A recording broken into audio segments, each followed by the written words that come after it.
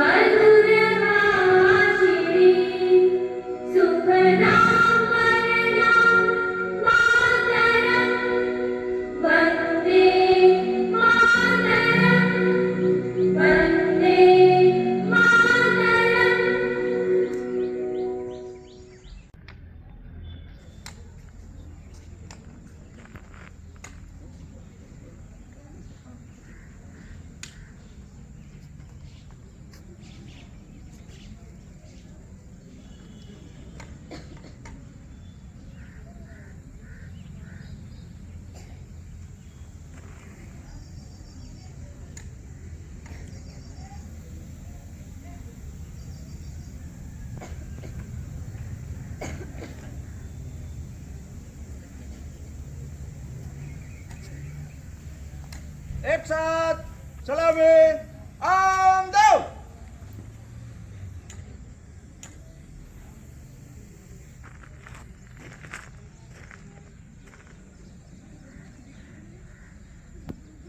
जैसे थे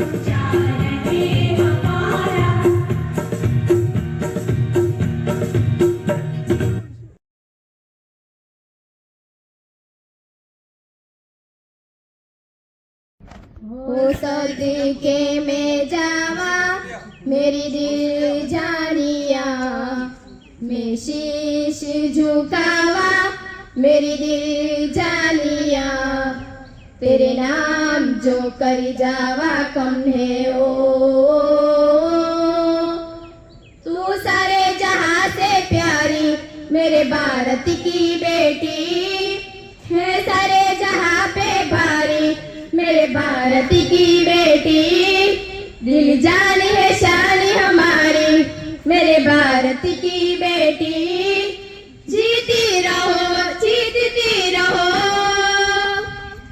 जो तेरे नैनों से टपके हर आंसू है अपना, जो तेरे होठों पे ठहरे वो गीत अब अपना, जो सीना तान के तू चल दे उठता है सर अपना, जजीले अपनी जिंदगी सर पर हाथ है अपना, तेरा जो भी है सपना अब जिम्मा है अपना, सपने सच करने की तेरी बारी हो,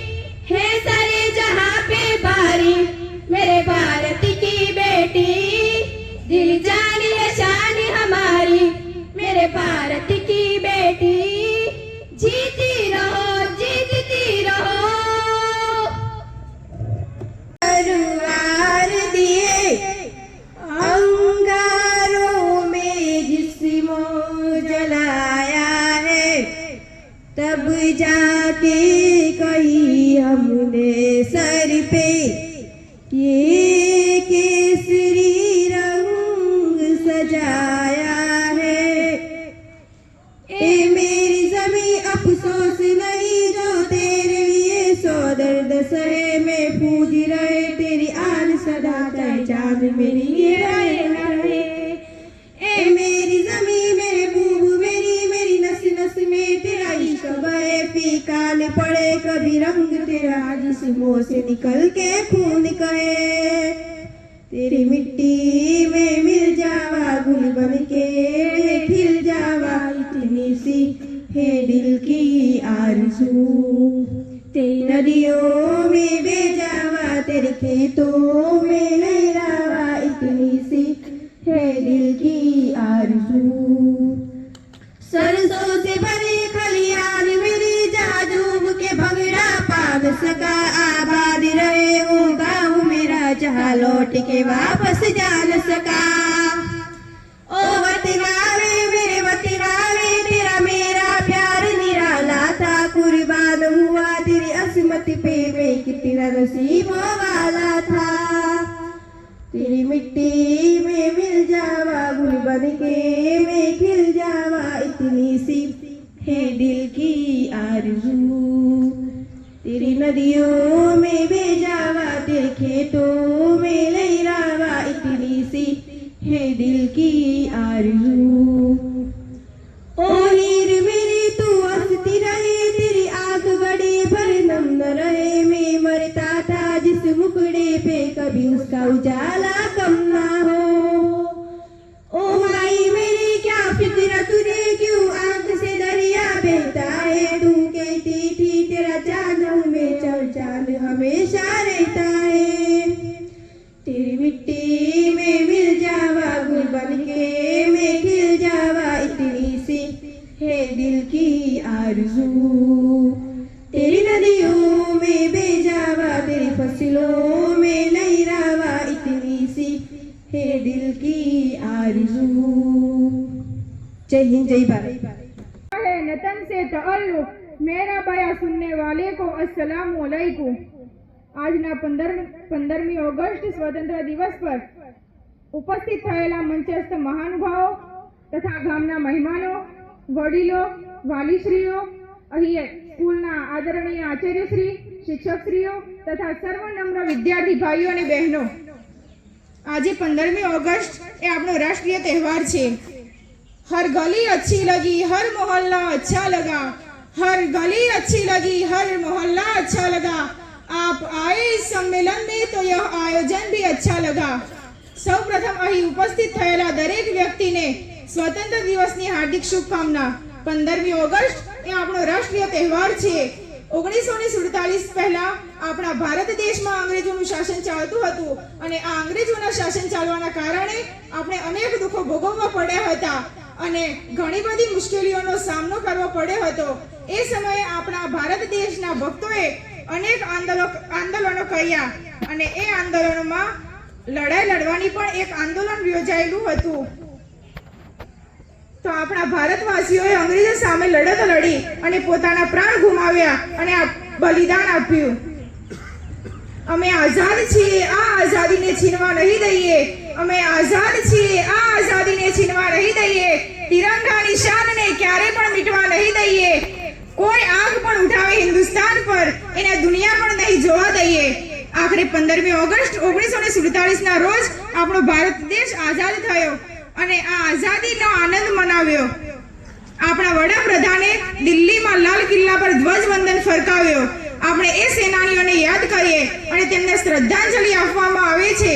આપણે એમ આઝાદી મેળવવા માટે જે સેનાઓ હતા તેમને યાદ કરીએ અને વંદન આપીએ। ભારતના સેનાનીઓ જેવા કે ભરતસિંહ, ગાંધીજી, સુભાષચંદ્ર બોઝ, લાલા લજપત રાય, મંગલ પાંડે, સરદાર વલ્લભભાઈ પટેલ જેવા નામી અનામી સેનાઓ જેમણે આ ભારત દેશને આઝાદ કરવા માટે પોતાનું બલિદાન આપ્યું, તેમને આપણે યાદ કરીએ અને વંદન આપીએ। देशभक्तों से ही देश की शान है, देशभक्तों से ही देश का मान है, देशभक्तों से ही देश की शान है, देशभक्तों से ही देश का मान है। हम उस देश के फूल है यारो, जिस देश का नाम हिंदुस्तान है। આપણો દેશ જ્યારે આઝાદ થયો તેના પછી દિવસે ને દિવસે આગળ પ્રગતિ કરી રહ્યો છે, જેમ કે વિજ્ઞાન, ટેકનોલોજી, આર્થિક, કૃષિ ક્ષેત્રે, शिक्षण તેમજ સાહિત્ય, રમત સહિત અન્ય ક્ષેત્રોમાં આગળ વધી રહ્યો છે। આપણે આપણા દેશ માટે એવું કોઈ કાર્ય ન કરીએ કે જેનાથી આપણા દેશને ખલેલ પહોંચે અને વિકાસ પામતો અટકી જાય, પરંતુ આપણે એવું સારું કાર્ય કરીએ કે હજુ પણ આગળ વધતો જ રહે અને આપણા દેશનું નામ રોશન થાય અને જેમાં રહેલા સમાજમાં લોકો સમૃદ્ધિ અને વિકાસ પામતા રહે। आन तिरंगा शान तिरंगा देश की हम पहचान है, 3 रंगों से रंगा तिरंगा देश की हम संतान है। આપણે આજે 3 રંગોમાં લહેરાઈ રહેલા જે ઝંડાની નીચે ઊભા છીએ તે આપણને જીવન જીવવાની સાચી રીત શીખવે છે। સૌથી ઉપર રહેલો કેસરી રંગ તે આપણને તાકાત અને સાહસનું પ્રતીક સૂચવે છે। મધ્યમાં રહેલો સફેદ રંગ તે આપણને ધર્મ પ્રત્યે સન્માન અને શાંતિનું પ્રતીક સૂચવે છે અને સૌથી નીચે રહેલો લીલો રંગ તે આપણને સમૃદ્ધિ અને વિકાસનું પ્રતીક સૂચવે છે અને મધ્યમાં રહેલો અશોક ચક્ર તે આપણને સતત આગળ વધવાની પ્રેરણા આપે છે।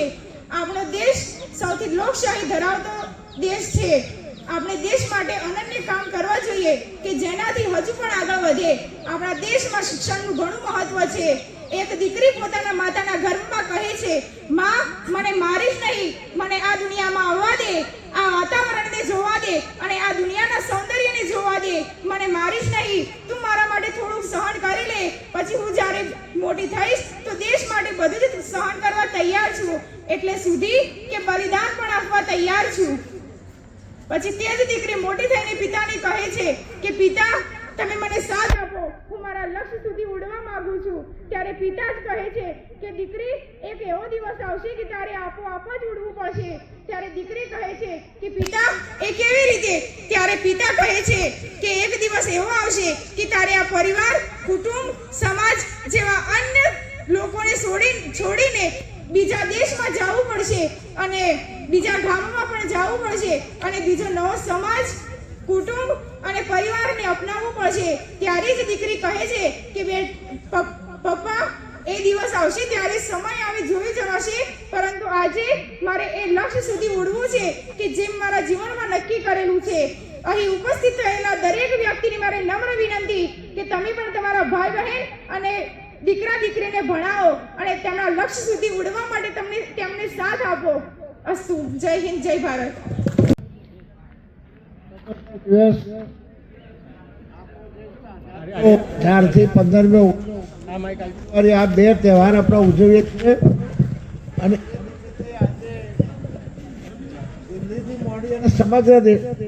દિલ્હીથી મોડીને સમગ્ર દેશમાં કાશ્મીરથી કન્યાકુમારી સુધી તમામ નાના મોટા સ્થળો પર શાળા હોય કે હાઈસ્કૂલો હોય કે પંચાયત ઘર હોય, કલેક્ટર કચેરી હોય કે રાજ્યની મોટી શાખાઓ, દરેક જગ્યાએ રાષ્ટ્રધ્વજનો તહેવાર નિમિત્તે આપણે આજે આ તહેવાર અહીંયા ઉજવીએ છીએ। તમામ વાલા બાળકોને કદાચ યાદ નહીં હોય 15 ઓગસ્ટ અને 26મી જાન્યુઆરી કેમ ઉજવાય છે, તો આ હમણાં આપણા બેબી વાત કરી કે આગળ 250 વર્ષ સુધી જો અંગ્રેજોએ રાજ કર્યું અને એના પહેલાં મોગલોએ રાજ કર્યું 800 વર્ષ। અંગ્રેજોએ રાજ કર્યું ત્યારે 250 વર્ષમાં હિન્દુસ્તાનની ભારતનું તમામ ધન એ એમના દેશમાં રવાના કર્યું અને એના માટે આપણા દેશવાસીઓએ મહાત્મા ગાંધીજી અને એમની ટીમને સ્વતંત્ર દેશ કરવા માટે ભયંકર લડાઈ આપી અને એના માટે કેટલાય બલિદાન આપવા પડે, કેટલાય ખૂનામરકી થઈ ગઈ, કેટલા લોકોને જેલમાં પુરાવવું પડે। મહાત્મા ગાંધીજી અને બીજા વડાઓ આગેવાનો કેટલાય વર્ષ સુધી જેલમાં હળ્યા હતા।